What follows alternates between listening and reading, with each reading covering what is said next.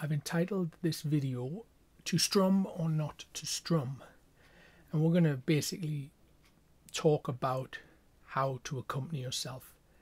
In very general terms, you can play a lot or you can play very little. You can play loud or you can play quiet. And it's the balance between those kind of spectrums that will give your performance impact, rather than you just playing and singing what you're supposed to play and sing. The song I've chosen is Babylon by David Gray. This is a late 90s acoustic hit. It has a little guitar lick that I think lends itself to this discussion very well. So the song is just D to G in the verse, but instead of just strumming a D and strumming a G, it has this little ornamental type melody. Disclaimer, I haven't really listened to the record to see exactly how this is played or whatever. This is not a guitar lesson. It just sounds about right to me. Okay, so something like this.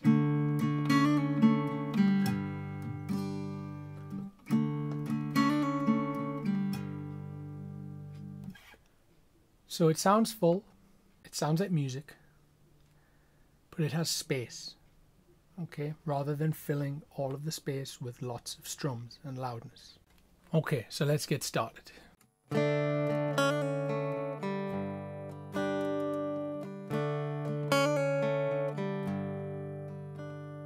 Friday night I'm going nowhere, all the lights are changing green to red. Turning over TV stations, situations running through my head. Just looking back through time, you know it's clear that I've been blind, I've been a fool to open up my heart to all that jealousy, bitterness, that ridicule.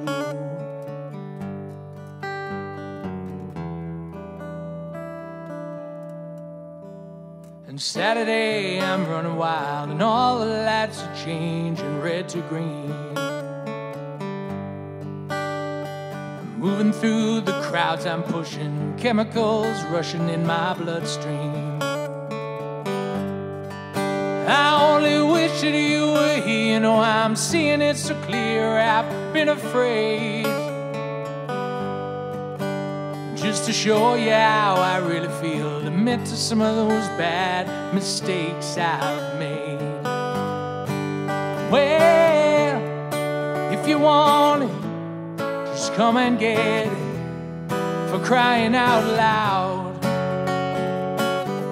The love that I was giving you was never in doubt.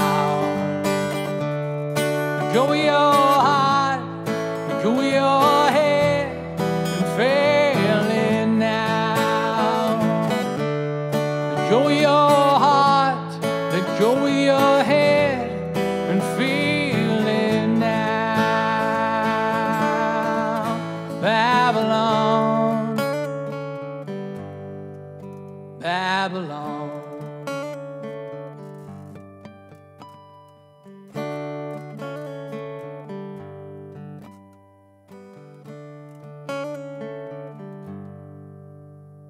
Okay, so the song starts, we're playing that guitar part I showed you, and it's accompanying the voice, but it's allowing space at the same time. That's a big thing. What is the actual focus at that time? Is it the vocal? Is it the guitar? They need to learn to live together. So it starts, I'm not really singing very loud, I'm not really playing my guitar very loud.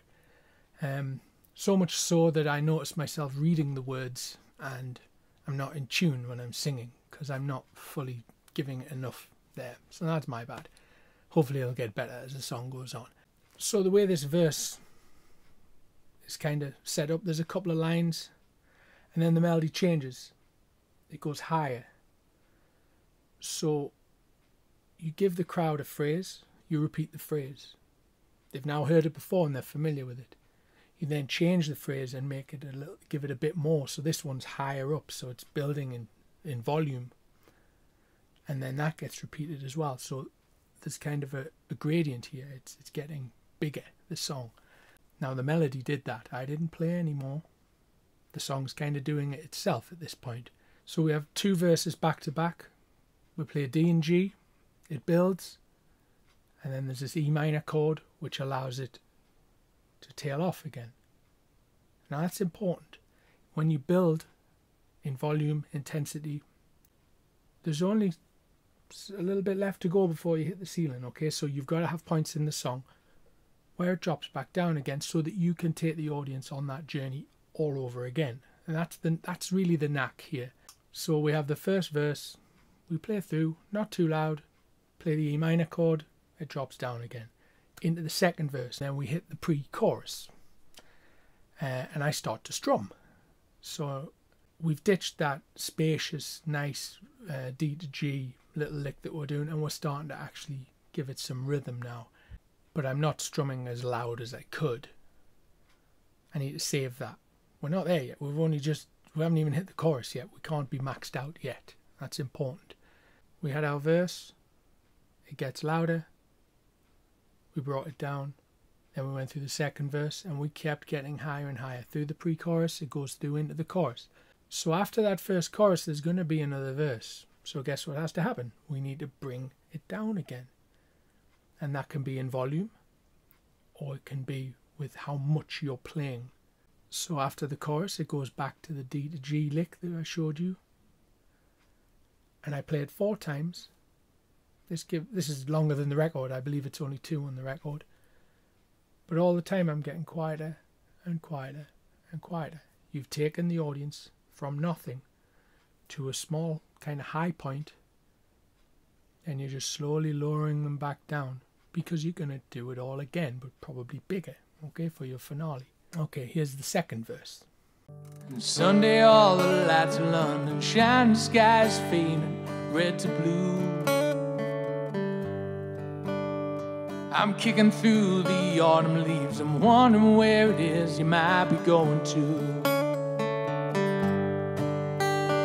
Just turning back home, you know I'm feeling so alone, I can't believe.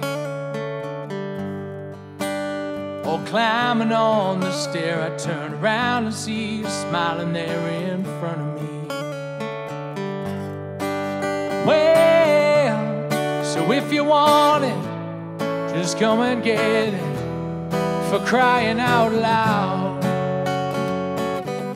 The love that I was giving you was never in doubt. Okay, so we're into the next verse now, and again the audience have already heard this, so it's got to have a lot more purpose. I'm noticing I'm starting to wake up in this performance now. One thing to really remember is that if you don't know the words to the song, there's only a certain amount of conviction you can put into that performance. If the audience doesn't believe what you're singing, yeah, you're only ever going to be so good with that. I'm reading this song. As it stands, I think it's hindering my performance of it. However, I am starting to warm up in this verse. I can kind of see that. The voice is in tune now because I'm giving enough support. So we started the verse again, but this time my intent is a lot more direct. The crowd has already heard the verse themes and the pre-chorus. I needed to go somewhere now.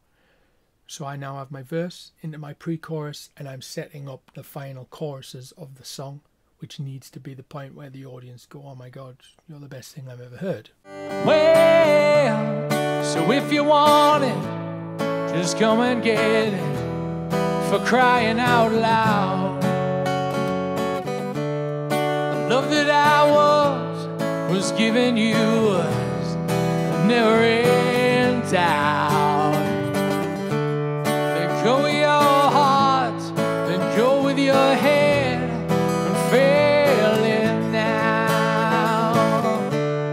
Let go with your heart, let go with your head, and fail it now. Let go with your heart, let go with your head, and fail it now.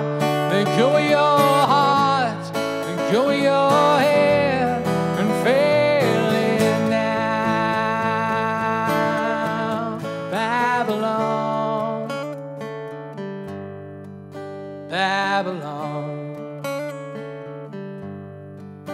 Babylon,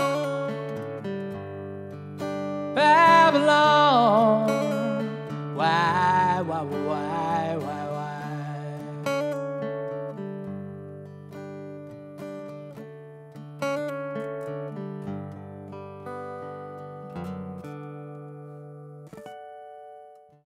And there we have it. We made it to the end. Okay, so I got to the pre-chorus and I knew the words from that point. So I stopped reading them. I looked up. I even smiled. I started to enjoy the performance.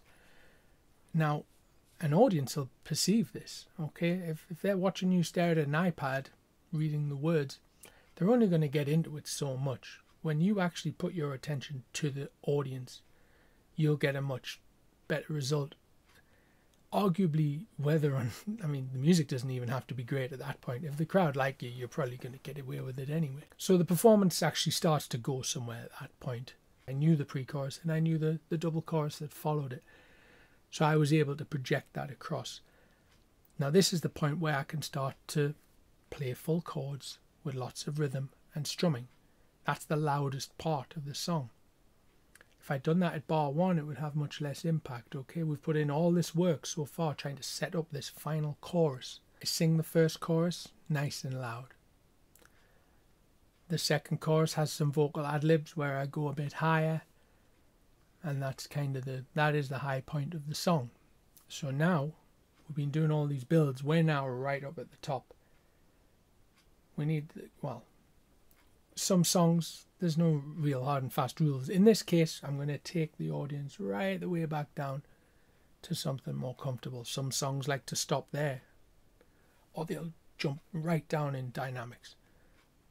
Just depends what you want to do with it. In this case, once we've hit our high point, we're going to slowly bring it right back down and fade it out that way. So in order to finish the song off after our big high point with all the strumming and the high singing, I just play the opening lick round and round and round with some vocal ad-libs, some of which are quite loud because we were super loud and now we're going all the way back down to really quiet.